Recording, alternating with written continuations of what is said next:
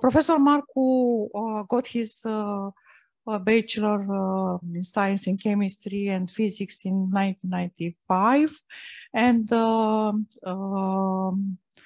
master in science in 1996, and in 2002 he received his PhD in catalysis at the Institute of Catalysis from Lyon, France.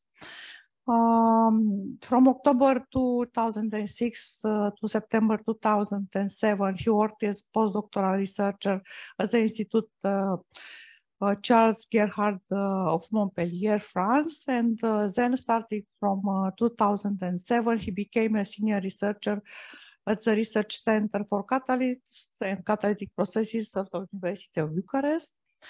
And he obtained his habilitation in catalysis in 2013. And 2 years ago, he was appointed as a full professor at the University of Bucharest. Congratulations. And because in Romania is at the University of Bucharest is difficult to reach full professor position so young. So his research interest covers the field of catalysis by metal oxides.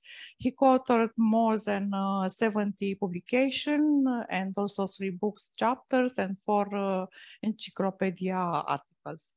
Thank you very much, Professor MARCU, for being this day here with us. Thank you very much. Thank you.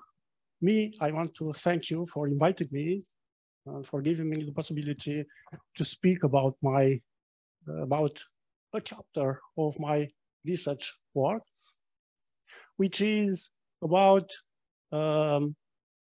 mixed oxides obtained by the thermal decomposition of layer double hydroxides as catalysts for the total oxidation of volatile organic compounds.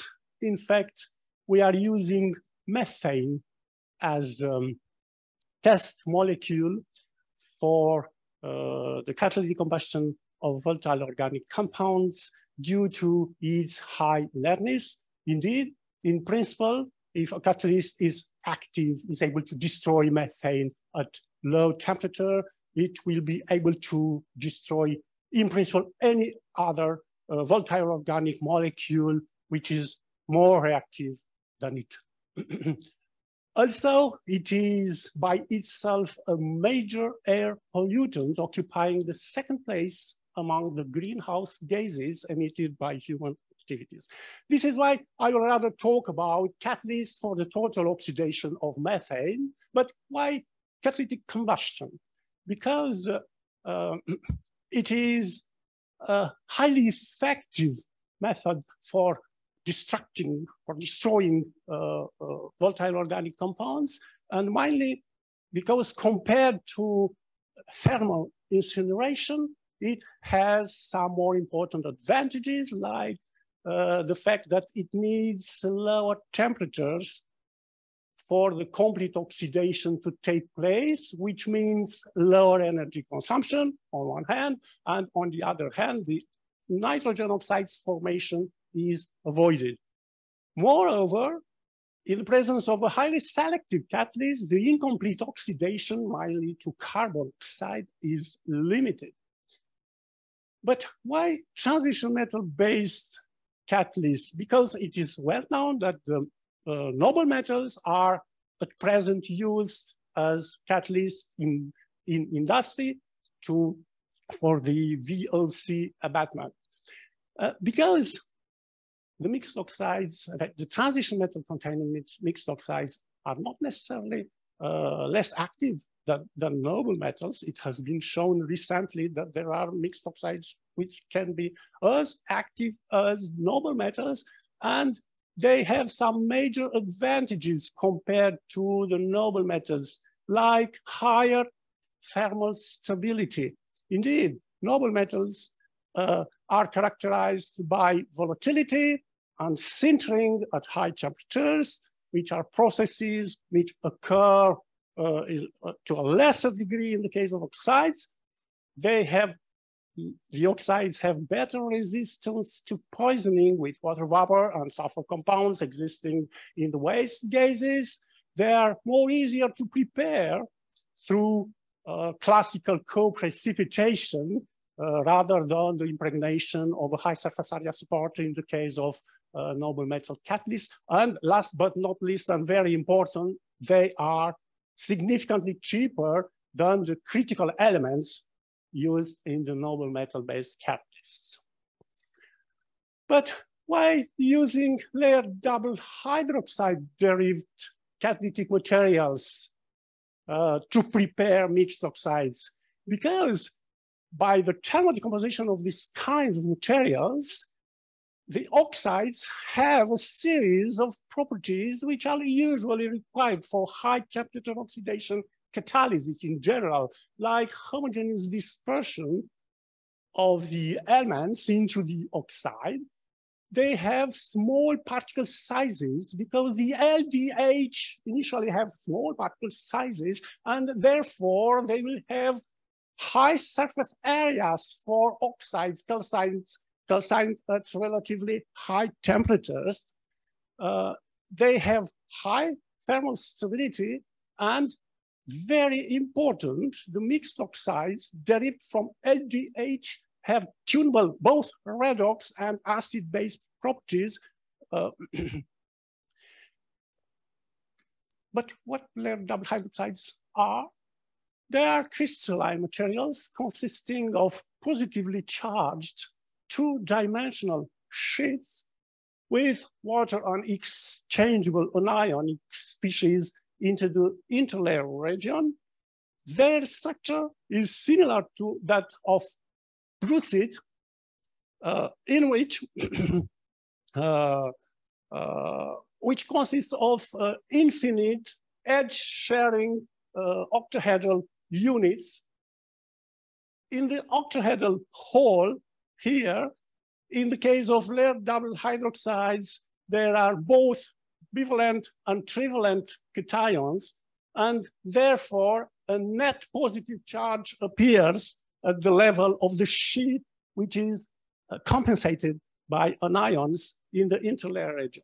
Unfortunately, not all cations are able to give this kind of structure, but on the other hand, fortunately, the cations which are able to give this kind of structure are very interesting as redox active components for oxidation catalysis. The general formula of these materials, of these layered double hydroxides, is this one, with the value of x being limited between 0.2 and 0.4. So let's set the scene. We were the first studying and showing that the transition metal containing XLDH mixed oxides can be highly active catalyst for the total oxidation of methane, with the copper containing material being among the non-noble metals being the most active, but less active than the palladium containing XLDH oxides, or even less active, lesser active than the industrial catalyst, which was supplied by RPKIM test. Moreover, we have shown that compared to the palladium containing catalyst, which loses its activity, during only 20 hours on stream, the copper-containing catalyst remains stable. Then we have improved the catalytic activity of the copper-containing catalyst by modifying the copper content in the mixed oxide, showing that the systems with 10 up to 20% red and blue sigmoids there can be quite active for the total oxidation of methane. On the other hand, we have shown that dispersing Syria into a magnesium aluminum mixed oxide matrix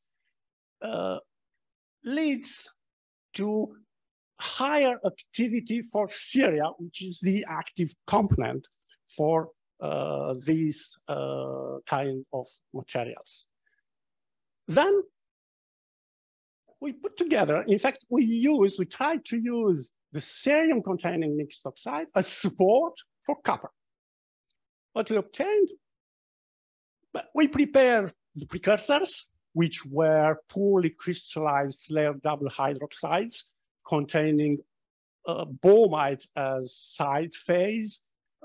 This was expected, taking into consideration that cerium does not enter the brucite-like layer on one hand, and copper also doesn't enter the brucite-like layer in high quantities because of its important Jahn-Teller effect. But when calcined at 750 degrees C, a high temperature for an oxide, we obtain a mixture of ceria and tannerite dispersed into a periclase-like matrix with, as I said, relatively high surface areas for transition metal containing mixed oxides calcined at temperatures as high as 750 degrees C. And when tested these materials in the total oxidation of methane, we observed that the copper-containing materials are much more active than the cerium-based support. The T50 difference, the T50 difference, the temperature corresponding to 50% of methane conversion, being as low as 45 degrees C compared to the industrial catalyst. And moreover, we have shown that our system is stable on stream at least for 60 hours at 550 degrees C.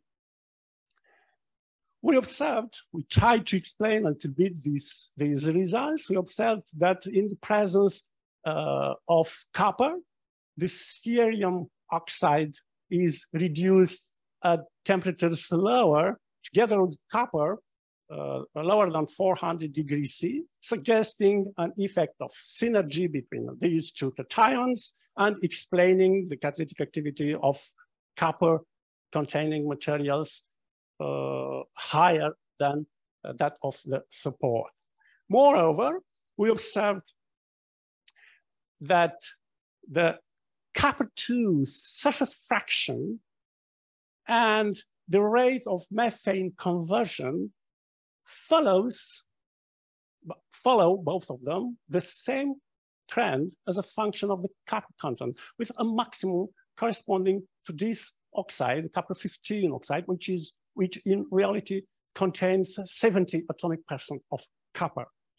This shows that the surface copper-2 fraction is an important factor determining, controlling the activity of the catalyst.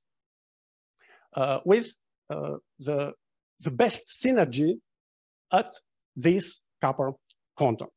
We further tried to improve this material, and we added some promoters like manganese, iron, cobalt, and nickel.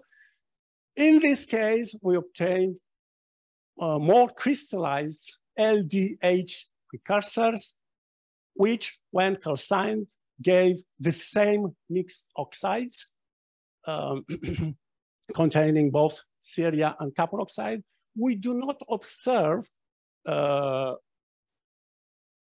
by X-ray diffraction lines corresponding to the other promoters, element oxide used as promoters, which suggests that they are well dispersed into the final mixed oxide. When tested, we succeeded to further reduce the T50 temperature up to only 20 degrees C compared to the industrial system. And we have demonstrated that the cobalt-containing material, the cobalt-promoted material, is still stable on stream for at least 60 hours.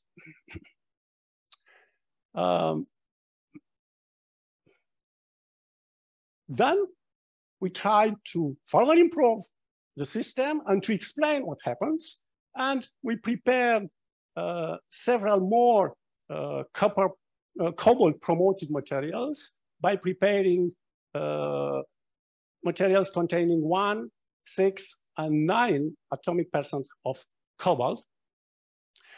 And we had the same mixed oxides, but we observed that lines corresponding to copper oxide, their intensity increases with increasing the cobalt content in the material, which means that cobalt pushes out copper from the LDH structure,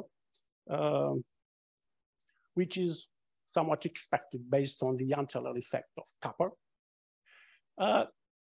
The system containing 3 atomic percent of copper remained the best in this series, with 20 degrees C, the difference between the T50 of the industrial system and that one.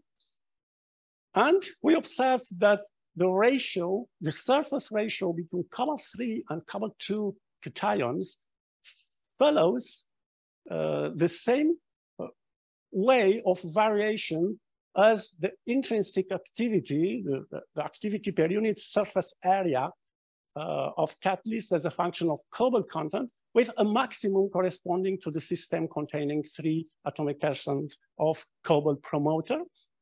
Moreover, we observed linear dependencies between the intrinsic reaction rate, that is to say, per unit surface, and the copper-2 plus and cerium-4 plus surface fraction of these cations, which clearly shows that all 3 cobalt, cerium, and copper cations are involved in catalytic oxidation. And to finish, we observed a linear correlation between the reaction rate and the hydrogen consumption in the TPR, thermoprogrammed reduction experiments, showing that all the reducible cobalt, copper, and cerium species are involved in catalytic oxidation. By corroborating all these correlations, in fact, they point to a synergistic interaction, tricationic synergistic interaction, which explain this behavior of our best system. To finish, I have to say that we were able to show that transition-containing mixed oxides based on copper and cerium are good catalysts for the total oxidation of methane, with copper-2 surface density being a K-factor determining the catalytic performance. The nature of the transition metal dopant or promoter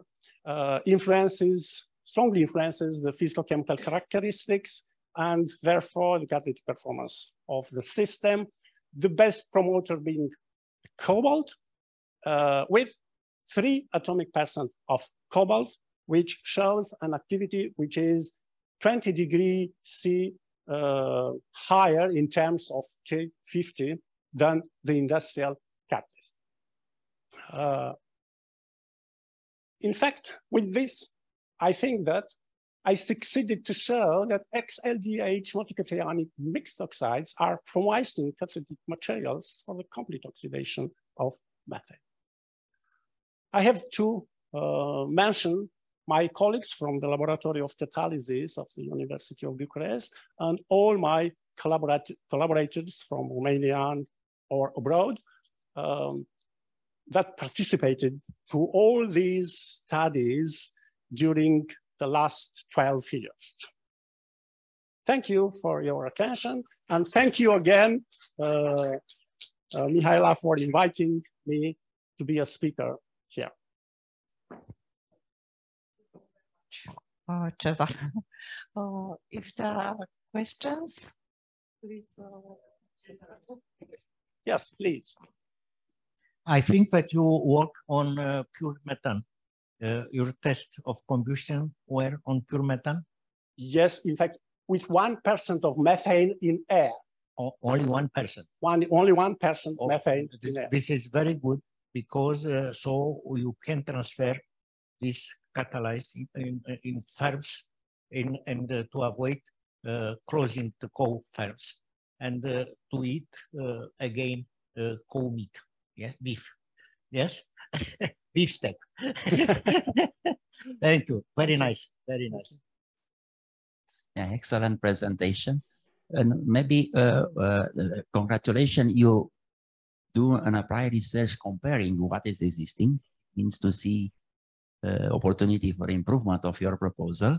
And you mentioned at the beginning, it's not expensive. Yeah, it's costless. It's less expensive than what exists. Yeah. Than the noble metal-based catalysts, which are actually used industrially. Yeah. The alumina-supported palladium, for example. And yours is not cheaper? The alumina-supported palladium is not cheaper. It is expensive. No, what I understood, what you propose is cheaper. In principle, yes. It's very important. It's yes. very important. Applied research. I work to a big company in research and two questions. So what? And show me the money. It means to be cheaper. It's a very tough. Yes, congratulations. Indeed. Congratulations for this. Keep on going. Congratulations. Thank you.